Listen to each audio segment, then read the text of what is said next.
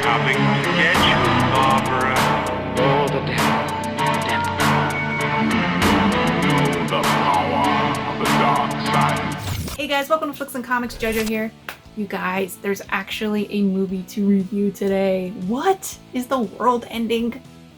You know what? In hindsight, I probably shouldn't be joking like that because there's still a couple days left of 2020 and you just never know, and I don't want to jinx the world right now. You know, a little movie dropped the other day on HBO Max called Wonder Woman 1984. You might have heard of it. Who knows? But if you haven't, I got your back. I got you. So let's get right into this Wonder Woman 1984 movie review. Spoiler alert. So for those of you who might not know or perhaps are new to the franchise, this Wonder Woman movie that just dropped a couple days ago is actually a sequel to the first installment that was released back in 2017 by the WB/DC. We are now continuing that story. And it's a couple years later, after a couple delays, we're back with Patty Jenkins as director, which is a good thing. She did a great job with the first one, so I'm not surprised that they got her for the sequel. And then we got Gal Gadot as our girl Wonder Woman again, and of course she did a fantastic job in the first movie as well. And then we got Chris Pine, who's back as Steve Trevor, which was kind of surprising when I first saw that trailer drop. And then, you know, as the villains, we got Kristen Wiig as Cheetah, and then we got Pedro Pascal as Maxwell Lord. So that's your cast right there. So right off the bat, the movie starts in 1984, which to me was a little of a letdown because I honestly, when I saw the first trailer, thought that maybe possibly this might have something to do with time travel because they were emphasizing Steve's watch and then just the fact that they were in 1984 to begin with, and then, you know, with Steve Trevor back, I was like, oh, maybe it's got something to do with time travel. But nope, we just start off in 1984 right off the bat. I gotta say, like, the first full act, it was just a non-stop, like, 80s nostalgia trip, a little over the top, a little on the nose, but I think it was purposely done. I think it was intentional. It felt kind of like a throwback to the old Linda Carter show at times, especially during the action sequence that you see in the mall. That all felt very reminiscent to those old Linda Carter episodes, and the action you'd see on there just super campy, you know, kind of lighthearted. It also felt like a throwback to this run of comics, the Diana Prince Wonder Woman issues. There's one of the covers there. These are actually from the 70s. I know they're not from the 80s, but it just still had that same kind of vibe to it, the same look. And you also see a similar Diana Prince. It just felt right out of these comics. Like if you look at some of these panels here, no, looks a lot like Gal Gadot there.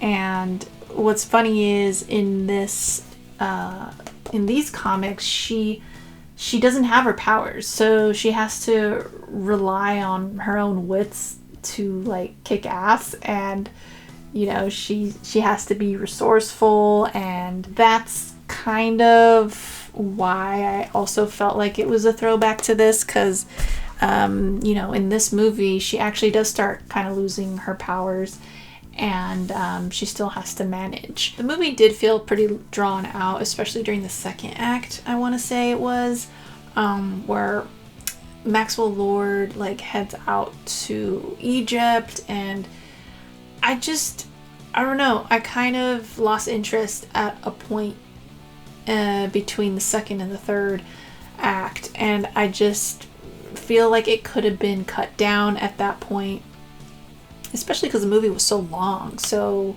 you could have cut stuff down, but, you know, that's easier said than done. You know, sometimes you try to cut things down and it just doesn't flow as well as it should, so as we've seen in other DC movies clearly. So yeah, who knows, it might just not have worked that way, and that's why they decided to make it longer, which is fine, but I just wish that it was a little more entertaining during that part, because it just felt very slow and I didn't care what was happening. And that's partially because of Maxwell Lord, right? Because I'm just going to get into it. So I wasn't a fan of the villains in this movie. Maxwell Lord just felt like the typical kind of on the surface villain that I just didn't care about. Felt like a throwaway character to me. I just felt like he didn't have very much depth to him. It seemed like they realized that maybe halfway through and added the whole subplot with his kid being neglected and all that. That whole thing just felt very shoehorned in. On top of that, you had the other reveal of him as a kid, experiencing horrible things growing up. And that in itself was kind of out of nowhere too. And that's why I feel like they kind of maybe watched the movie or realized like, hey, we have no motive for this guy. Like, let's add something. So yeah, they added that whole, him growing up with horrible parents and being abused, in that way. It's like, okay, why didn't you show us this before so at least we would care a little more or like understand what he's doing? But since it's a reveal in the later half of the movie, it's like it's too late almost. Like I don't know. I just didn't care about that villain at all whatsoever. I didn't care about the kid either. Maybe that makes me heartless. I don't know. I just think it wasn't fully developed well. For the other villain, Cheetah, Minerva, I was pleasantly surprised. Let me just preface this actually. All of the acting was great. I'm nitpicking at development of character, but that has nothing to do with the actual acting itself. And what I was about to say was Kristen Wiig was really great actually in this. And I remember thinking or feeling kind of skeptical or like, I don't know about her as Cheetah. Like, I don't know what they were kind of thinking with that casting. I just didn't feel like she fit. But she did a great job. She did a fantastic job.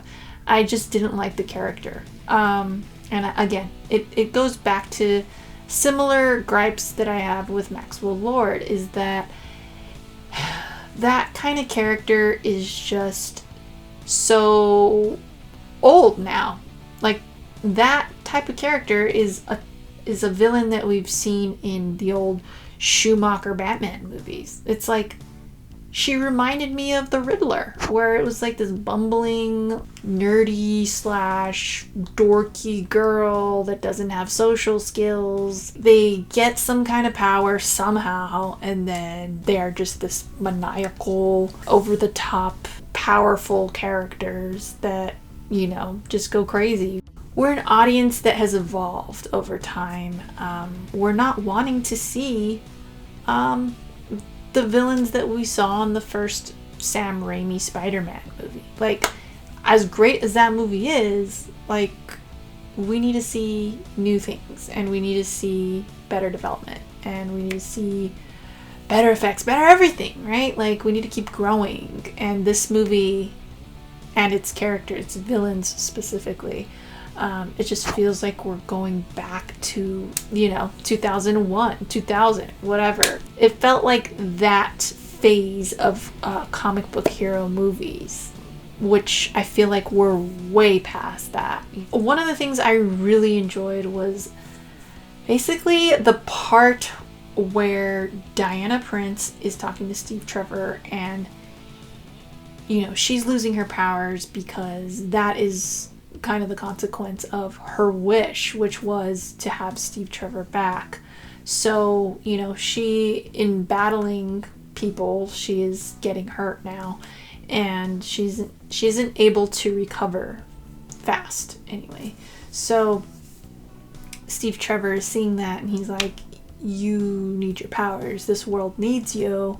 And she knows it's true, but there's a point when she says, like, can't I just get what I want, like, for once? And it's so sad to me. Like, that was so heartbreaking, and I really felt the emotion in her performance. Like, she was just great in that moment. And then on top of that, when she's just like, she starts crying because she knows what she has to do, and that means losing him again, which is the most heart-wrenching thing ever. I actually do like their dynamic. I did enjoy seeing him again. I think it's kind of weird, don't get me wrong, and I wasn't about it when I saw the trailer. I'm like, why is he back? Like, I don't get this.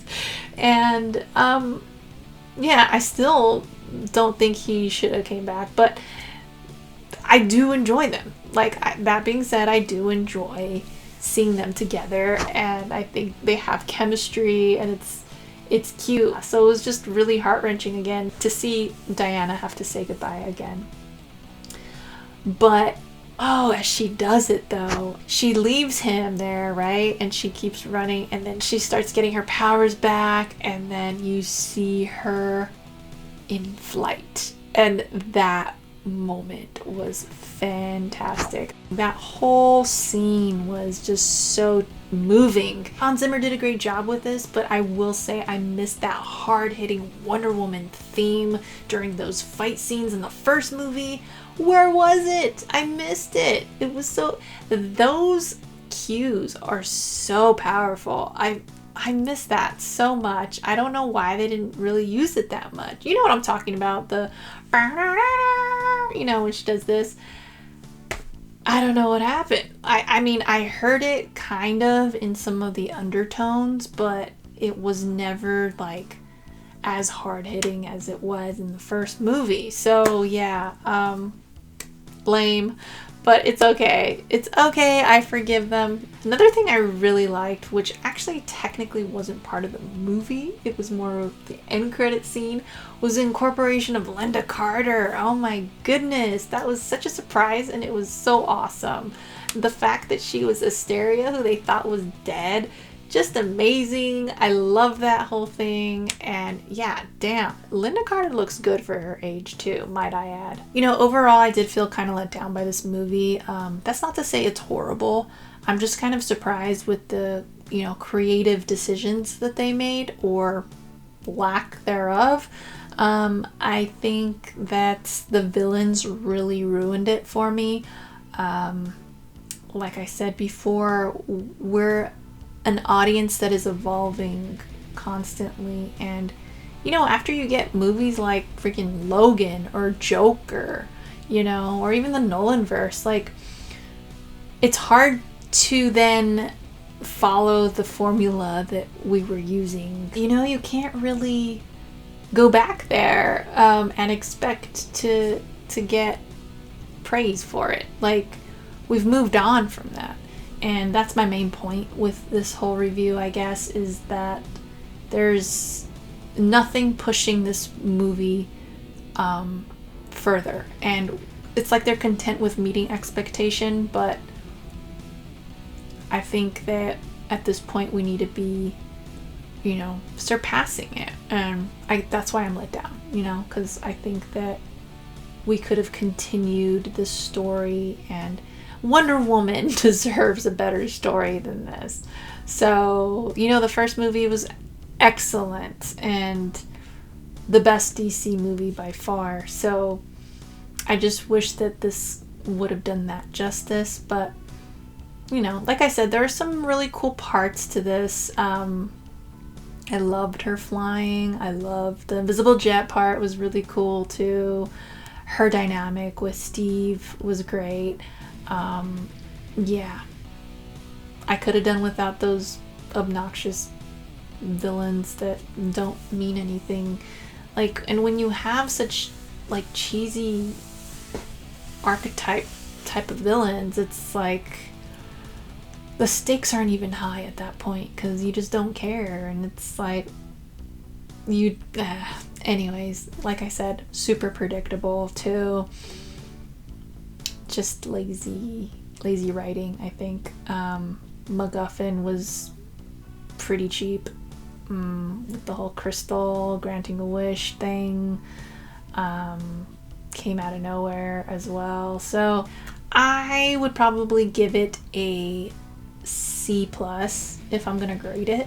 I think I liked it more after I watched it than right now, because it's been like 2 days of me kind of, marinating in my own thoughts, and finally, as I'm getting this all out, I feel like I'm seeing more and more flaws with it that I just am annoyed with. So yeah, I was giving it a B-/C+, but I think I'm gonna end up on that C+, or maybe even just C flat. That's about it for this movie review. If you liked it, give me a like or subscribe, or both. I don't hate it. And you can catch me on Twitter and on Instagram at Flix and Comix, and I guess I'll catch you over there. Later.